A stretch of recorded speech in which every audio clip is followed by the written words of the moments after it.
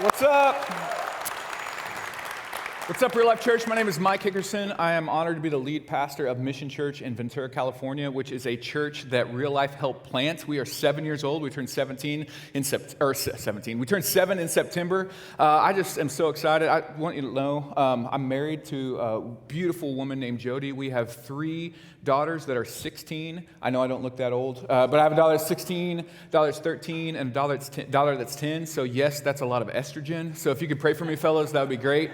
I want to say hello to all of the campuses, whether inside or outside or online or wherever you may be engaging with Real Life Church. You need to know that this church is not normal. And you may have figured that out already, but this church is weird in all of the good ways. Like, they put their money where their mouth is. They put their mission where their heart is.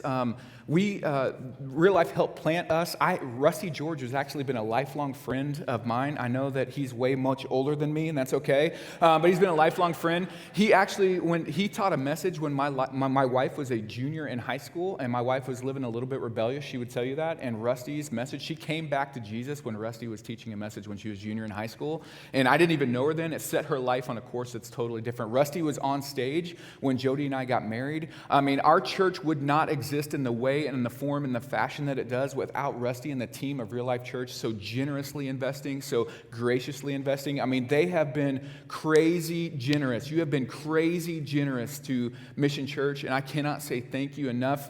We just bought a building right off the 101 in Ventura, which is awesome. We renovated it and moved in. Over the life of Mission, we've helped baptize 500 people to faith in Jesus, which is crazy. And we use the Pacific Ocean. I know you have a cute baptistry in some of the places that you're at. That's awesome. But God gave us the Pacific Ocean, so it's just better where we are. And that's okay. That's okay. I honestly just so grateful for everything that Real Life has done to help Mission exist as a church. We would not exist the way we do. So grateful for this place. They are the real deal. Every dollar that you give, every dollar that you invest, every way that you serve, there's actually more people than you could possibly imagine that are going to be in heaven because of the way that this church lives out its faith. And I'm just forever grateful for this place. We say at Mission that we exist to help people find and follow Jesus. That's what we go after together. We're partnered in that mission. We believe that there are no perfect people. So if you're at one of the campuses, you need to know that you are not perfect, and you're sitting next to people that aren't perfect. So if you want to turn to somebody next to you and say, hey, just so you know, and especially if you came with them, just say, you're not perfect. So that would be good.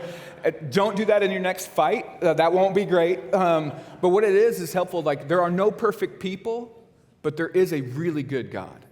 And he moved towards us, not because we're perfect, but because he's great. And we believe around here that God is who he says he is, and he will do everything that he promised to do.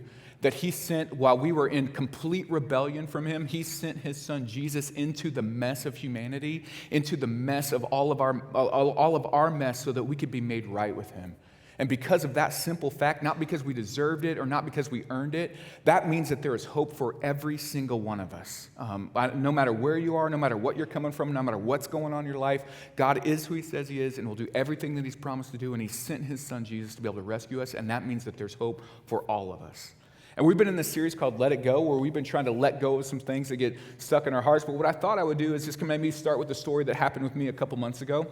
So it was at night, and we were kind of hanging out. My wife was sitting out at the fire pit. We have a fire pit in our back porch, and she was sitting out on the back porch kind of working on some stuff. It's about 11-ish, 11:30-ish, and I was doing something really spiritual and productive, like I was playing Fortnite on the inside of the house, and I was doing really, really good, and the lights were off, and we're trying to navigate if I'm going to come outside and hang out, if we're going to go to bed. We're trying to figure out that's complicated marriage stuff, so we're just trying to figure that out, and I'm just playing, and all of a sudden all the lights are off, and I'm playing this game, and there's this creature that crawls in front of me by the fireplace in pitch black, and then it turns its beady little eyes towards me. It has a tail, and I did what every man would do in that moment. I started to scream and hope that Jody could come get it out for me. So I'm just wigging out in this moment because I think it's a rat, which would have been awful, but then I figure out that it's a possum.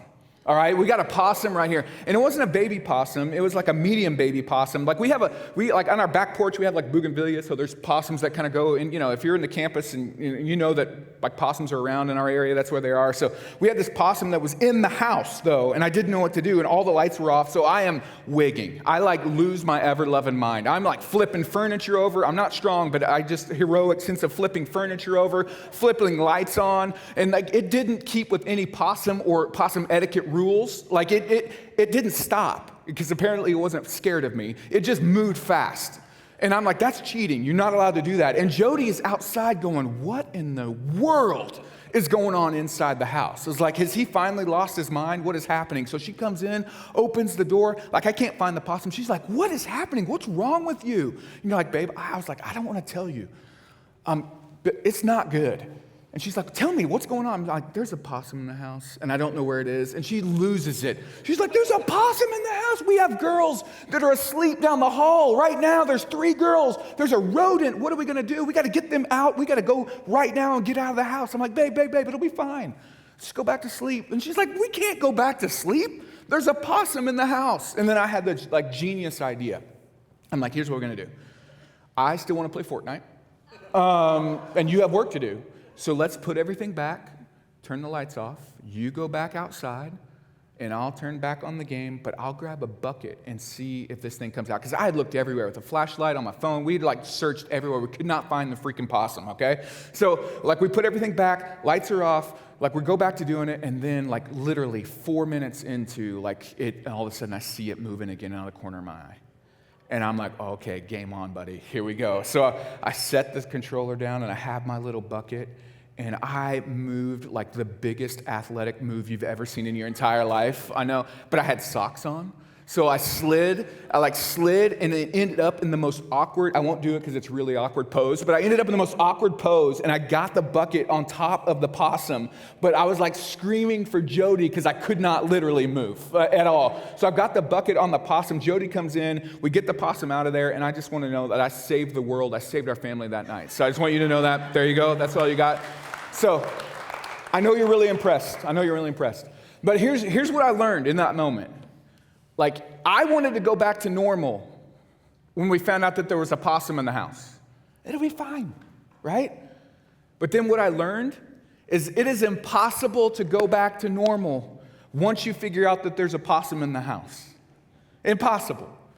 And what I'm learning, and maybe what we've learned in this series, I hope it's been something, a journey that you've been going on, is that it is impossible to go back to normal once we know that there's some of this stuff that gets lodged in our heart that we need to let go of, right? Stuff we're going to talk about tonight, like anger, procrastination, and cynicism, and our past. Once we realize it's there, you got options. You can either try to go back to normal, or you can move forward in a God-honoring way that hopefully that He would be able to help us let it go. And that's what we're going after. And there's stuff that gets lodged in our hearts. Stuff gets lodged in our hearts, and it's impossible to go back to normal once we know what's there. We want to let it go because we do everything out of our hearts. We live, we love, we parent, we do all kinds of business. It all comes from our heart and flows from our heart. That's why I love this verse. Proverbs 4:23, above all else, guard your heart, for everything you do flows from it. Everything. And what I think we're going to navigate tonight together as a bunch of imperfect people that God has rescued and moving towards is that we're going to learn that maybe the most devastating issue of our heart is anger. Because we can get angry in a moment, and it can devastate a life. And I know some of us are like, no, I'm not angry. Nothing bothers me. I seethe underneath. I don't want to let them know I'm angry because that would give them the power over me, so I don't let them know I'm angry because I'm very passive about my anger, and I'm very good about being passive about my anger because I'm not going to let them have the power over me, but I get consumed about thinking about how angry I am at them.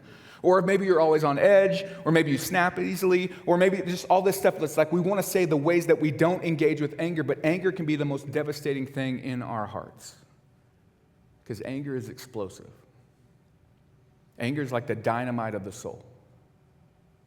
Anger incinerates everything in its path. Anger does damage to our body.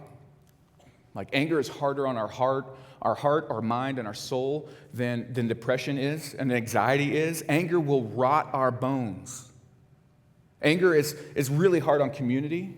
It breaks down our friendships. It breaks down our families. Anger will make us use words as weapons and that wound relationships. Anger does all that when it gets out of control. Anger is hard on our wisdom. It is really difficult, almost impossible, I would say, to make really wise decisions when we are consumed with anger. I don't know if you've ever cooled down and been like, I got so mad, I was such an idiot like that. I can't believe I responded that way. I hope anyone of all of our campuses, have you been there? That'd be great. Is it just me? Okay, it's just me, that's great. But you cool down from being angry and you feel like, man, I was so foolish, I was such an idiot. Do you know why we do that? Because we were foolish, and we were stupid, and we were an idiot. Because anger incinerates wisdom in front of it. It's really impossible to be wise when we're full of anger, the wrong kind. Anger also incinerates the will in front of it.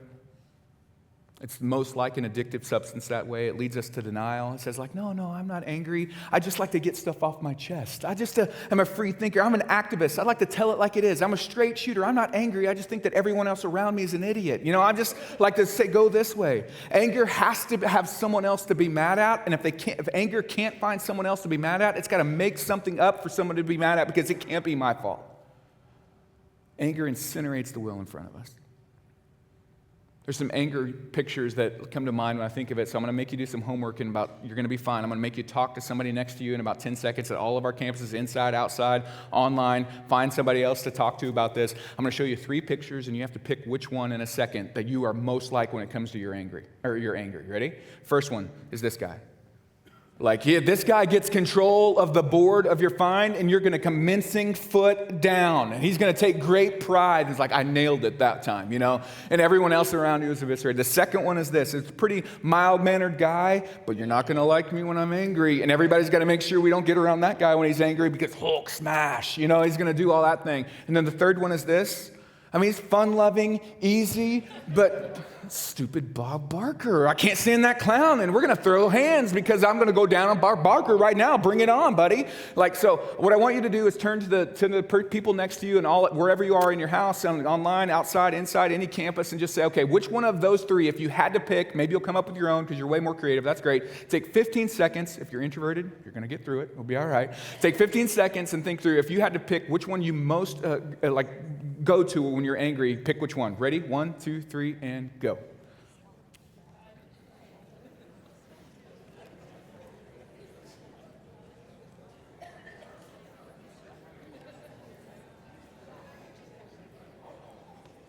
You're doing great. You're doing great.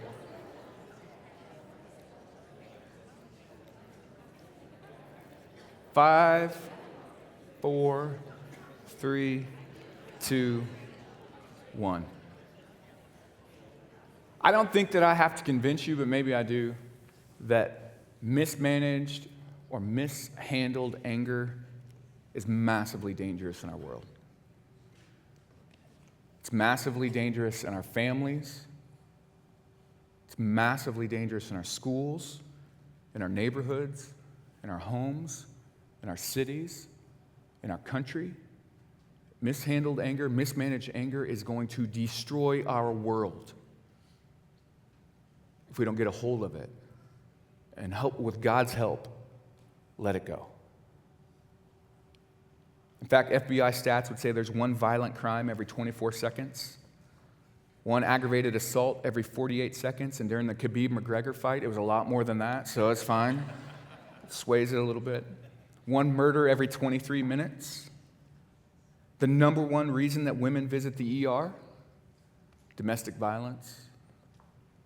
You're not going to like me when I'm angry. Do you know that there's an issue of 1,500 people injured or killed in cases of road rage every year? Anger will take us out, and we just play with it like we're just going to keep the possum in our house because that's just who we are. It's impossible to live a God-honoring life for our future and hold on to anger, because that's not the way that God designed us to be. In fact, I love this quote from Dallas Willard. It says, "To cut the root of anger is to wither the tree of human evil," because everything stems from that. Anger just isn't an issue of circumstance, like, because you're like, Mike, you don't know what they've done. You don't know what they deserve. I get all that. It's not just an issue of circumstance. Anger is an issue of the heart, and it's been around for a very, very long time. Probably my favorite quote about anger as I've been working through this myself is a quote from Aristotle, who's a dead guy from way back that spoke Greek. But he's got it on anger. He says, anyone can become angry. That's really easy. Super easy, actually. But to be angry with the right person, to the right degree, at the right time, for the right purposes, in the right way, that is not easy. So we've got this issue up front of us, like how we're going to navigate the stuff with anger when we're so tempted to just go off in an instant. We know that it's impossible to live a God-honoring future. We are imperfect people, but we are very broken down in our hearts and minds, and we hold on to anger, and it's impossible to live the future that God has called us to. And I just want to call a truce in the room. You may be somebody that's like, I don't believe that God is who he says he is. I don't believe that he will do everything he's promised to do. I don't believe that God is for me. I get all that, but I'm just going to call a truce. Can we just give us a few minutes and say, like, if God is who he says he is, and if he will do everything that he promised to do, and if he sent his son Jesus into the mess of humanity, that has massive ramifications for a human soul. And it's possible that we could walk forward without anger being dominant in our lives if we'll just call a truce and give God a shot. Because I know we get stuck that we're always starting stuff with people or saying stuff that we know will set our kids off, and we become really good at doing like the little bomb thing that will explode the conversation because we're just so witty, and we can just make sure that they know how we feel without saying anything. We've given the eye look because they know that we're angry, but we're not saying, what? I didn't say anything. Or we're saying like, no, how are you? Everything's fine. I'm fine. Like you just have to beg it out of them when it seems like you're always in a dispute or argument, when there's always drama surrounding you, when it's always everyone else's fault, or the worst drivers in the world follow you around. This is like, you may have some anger issues going on. And what I'm learning is that anger, like a working definition, is that anger is you owe me. You owe me.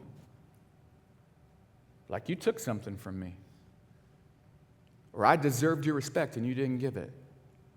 Or you said you were going to be home at 5. It is 5:30. Where have you been? You know, it's like you owe me an explanation of why you weren't on time. Or you owe me like the chance. Or you were my dad and you walked out. So you owe me, like you bailed on the fatherhood experience that you could have had with me. So you owe me that and you can't pay it back. There was something that we're missing. There's something that we're offended. There's something that we've been mistreated. There's some way that someone took something from us and we may not have been able to define it yet. But I'm mad about it because someone owes me that because I should have had it. You want to play it forward, and then we turn that to God, right? Cynics in the room, I'm with you. I didn't grow up in the church, so I would have walked into environments like this and like, you all believe that God is who he says he is and will do all he's promised to do? And he sent his son Jesus into the mess? You all believe that? I would have walked in and been like, well, my life isn't great right now. So if God is who he says he is and will do all he's promised to do, and he sent Jesus into the mess, then why is my life not up and to the right?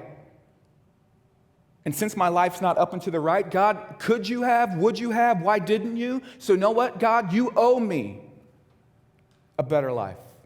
You owe me a pain-free existence. That's what I think, because if I was you, I want to talk about your job description performance. We've got some areas of opportunity I want to give you that you could have done better with navigating my life. So we think somehow along the way that we get angry at God because we think he owes us better. So anger just sets up this thing where people are always got a debt to pay with you. The girl at work steals your idea, gets credit for it. That's my idea. You owe me that. You literally just stabbed me in the back right then and took my idea and got credit. You owe me the credit that I deserve. You owe me being here. You owe me my first marriage back. You owe me that we were supposed to raise our kids together and you bailed. Like, you owe me all that stuff. My reputation that you stole from me. My childhood that you stole from me. You should have been at my wedding. You owe me that. We're going to raise our children. Anger is not just an open door to let the enemy in. Anger is an open account that people can actually never pay back. If we're going to be real, sometimes the people that we're angry with in life are dead. And there's no possible way that they could pay back the debt that they owe you. But we've let them, their debt that they owe us, hold our hearts down because we have not let go of anger. Sometimes, if we're going to be real, the anger in our hearts is from people that could care less about what's going on with you now. But we've let what they owe us hold us down and keep us from a God-honoring future, and like poison our present and poison our future because what they did to us in the past. That's hard. And those of us that are following Jesus and trying to live a God-honoring life, sometimes the Bible is annoying. Can we just say yes to that? And this verse, Colossians 3:8, is so annoying. It says this, "But now you must rid yourselves of all such things." Let me pause just for a second. Who's supposed to do it? That's annoying. Mike is supposed to do it. No, God, I got a possum in my house. Can you come take care of this for me? I'm going to sit on the couch and you make it get out, And God is like, could he do it? Okay, I guess he spoke the world into existence. He can make the possum leave the house. That's fine. But God commands that when we've got anger in our hearts, it's not his job. There are things that God will not do for you. Whew. That's hard. You got to let it go. That's hard.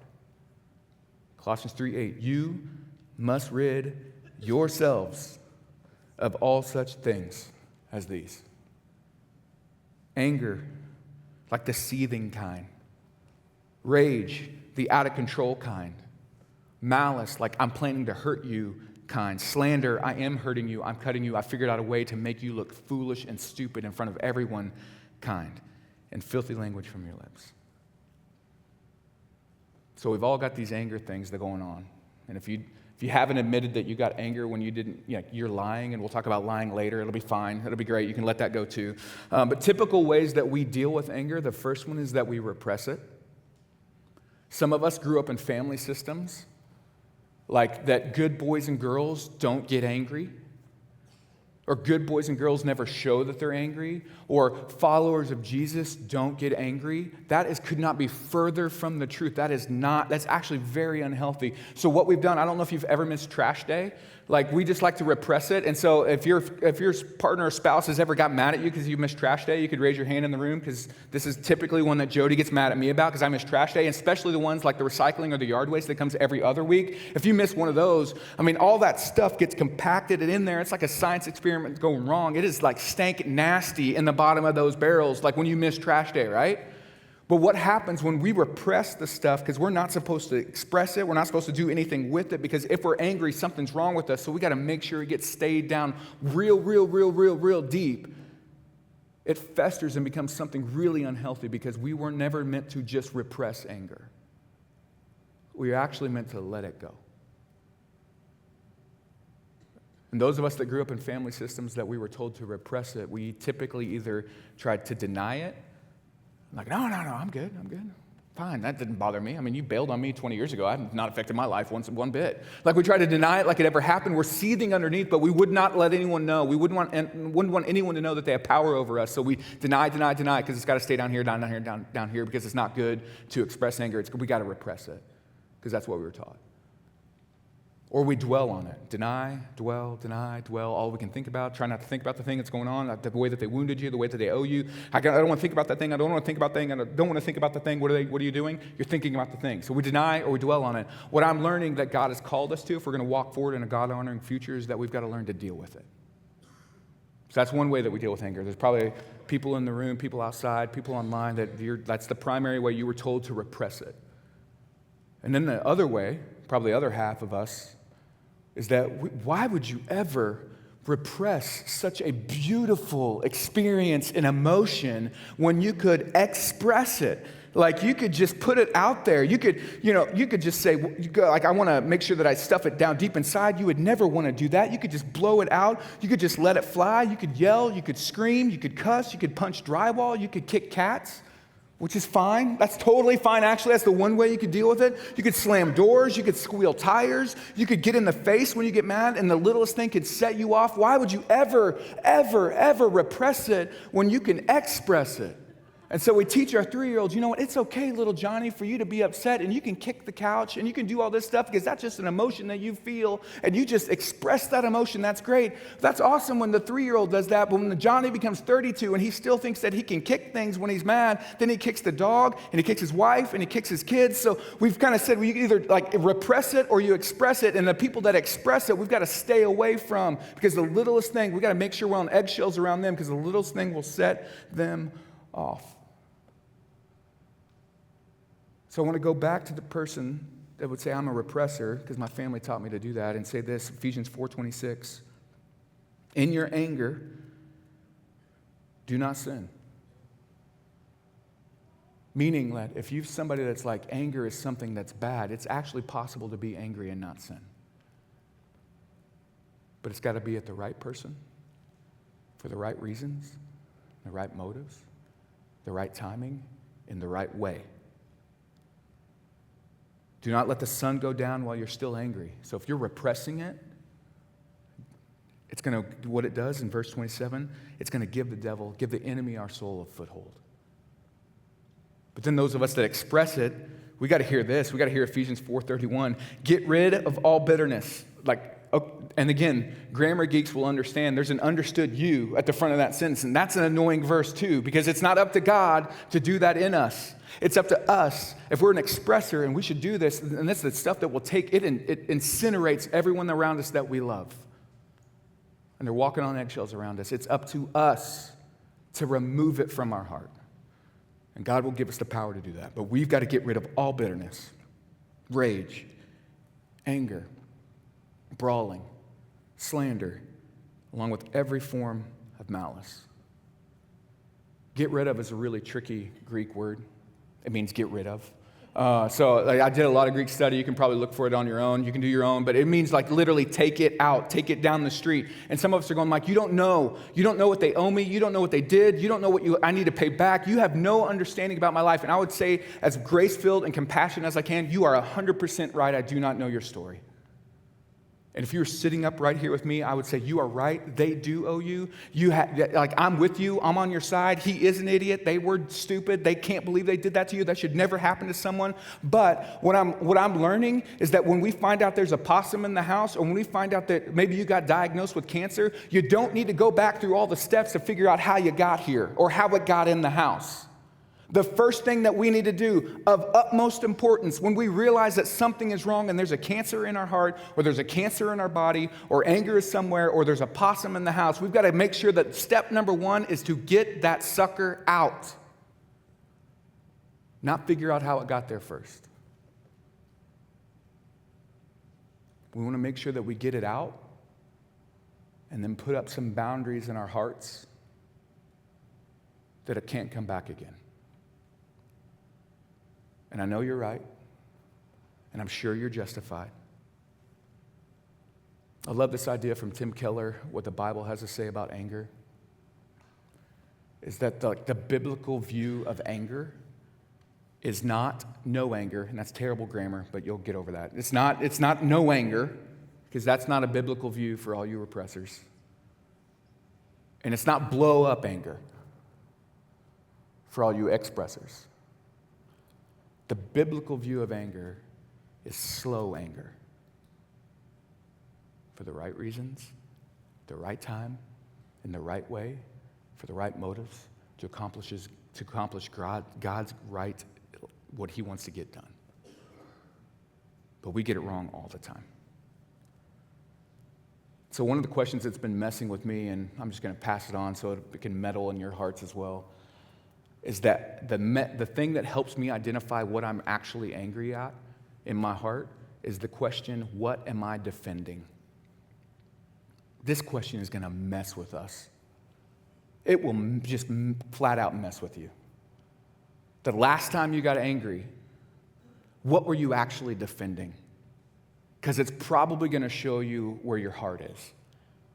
Because I am not a betting man, but I am willing to bet that the last time we got angry, it wasn't about some international social justice thing that just had you like righteously indignant. I bet someone slighted you. I bet the last time that you got angry, you were defending yourself from something else. Not even an attack, but because you got dinged or because somebody viewed you as less than. And so we get really responsive and disproportionate response when it comes to us, because we're the guy to defend ourselves, but we're really not passionate and angry about the things that God gets angry at in our world. So when we get angry, a helpful question is, I got to know, what am I defending here?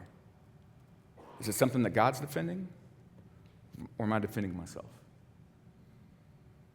And then we're going to walk through this. If we're really going to let go anger, we've got to get really good at forgiveness. And you're like, I knew he was going to say that punk. Like, I don't want to do that. But forgiveness is to stop feeling anger toward, to stop blaming.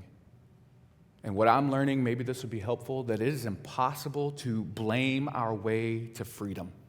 Impossible. Can't do it. Forgiveness is to stop requiring the payment of. Forgiveness means that there is a debt that you owe me, and I'm going to choose to cancel the debt, then you don't owe me anymore. The debt is gone. You should have been here. You should have been around. You should have done this for me. You shouldn't have done that to me. Whatever the blanks are that you could fill and tell your story, and you'd be 100% right. Forgiveness is the willing choice to say, you know what, you do owe me that, but I'm going to cancel the debt. Just like God did for us. Oh. Ephesians 4:32. Be kind and compassionate to one another, forgiving each other, just as in Christ God forgave you. God's not no anger, and God's not blow anger. God is slow anger for the right reasons, at the right time, in the right way to accomplish his purposes. God's not mad at us. I don't know if you grew up in a system that you thought God was always mad at you. God is not mad at you, but God hates our rebellion against him because of what it does to our relationship with him. And so he's going to go to great lengths to incinerate the price of our rebellion so that we could be made right with him. And forgiveness is not easy. But God's not asking us to do anything that he hasn't paid a high price for already.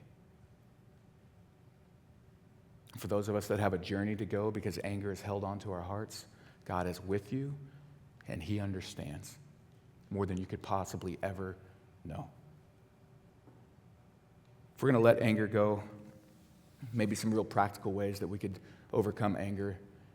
The first one is that we've got to understand, we've got to identify who we are angry with. Because sometimes we're like, well, I know who I'm angry with. They're sitting right next to me right now. And I wish you wouldn't have said that, but we got in a fight on the way to church right now. Or I'm like in the living room because I wanted to go to church. Now we're watching online. I'm angry at her. She's the one I'm angry with. I can identify her right now. But let's go a little bit deeper than that, because most of the time, anger is a repetitive emotion that keeps coming back when something else happens. And it usually is tracked to that there are things and systems and ways and reasons that you get angry that are a lot more, that they're not in your inner circle or in your inner relationships anymore, but there are ways that you've been angry for a long time that the people next to you are currently paying the price for. So we've got to do the hard, brave work with God to say, God, who is it that I'm actually angry at? Second, this is hard for repressors. You ready? You have to identify what they owe you or what was taken from you. You have to speak it out loud. It's probably not going to be beneficial to do it to them. Most of the time it's not beneficial, but you have to be able to say to God, like, I am angry at this thing or at this situation or this person, and here it is what they took from me and what I felt like they owe me. And sometimes this takes years and the help of a trusted counselor. It's brave work when you got a possum in the heart to let go of it, to get it out. And the third big money round, it's going to take a long time, and it's not easy. I wouldn't pretend that it is. but it is possible, is that we have got to make the decision to cancel the debt. Oh, but they don't deserve it. They didn't ask for it yet. They haven't moved towards me. Do you know what they did? I have no clue what's owed you. But I do know that God looked at you and said, there is no possible way that they could pay me back. So I'm going to send my son into the mess of their rebellion to pay the price. And I'm going to choose to cancel the debt. I'm going to let all my anger towards their rebellion and sin be on him and cancel their debt so that we can be right. It's hard. But if you want to live the life that God has called you to, no matter what age you are, no matter where you are in life, we've got to learn how to keep short, like leashes on what's going on in our heart and not let anger get a foothold because it will take us out. And you're not alone. And God is good. And God is kind. And He has not bailed on you. And He will walk with you through every phase and hard thing that you have to do. And He's not asking us to do anything more than He already paid a high price for. Why don't you pray with me? God, you're good. And you're great. And we love you. And this is not easy. And you knew it wouldn't be. It's why you gave us the power to live transformed lives. That's why you proved who you were throughout all of history by sending your Son to rescue us and restore us back to much-loved sons and daughters. So it's not easy, God, to let this stuff go, but there is hope because you're good. God, we need you. Would you be kind to us as we start moving towards our hearts to let go of some stuff that we've been holding on to for a long time. In Jesus' name we pray. Amen.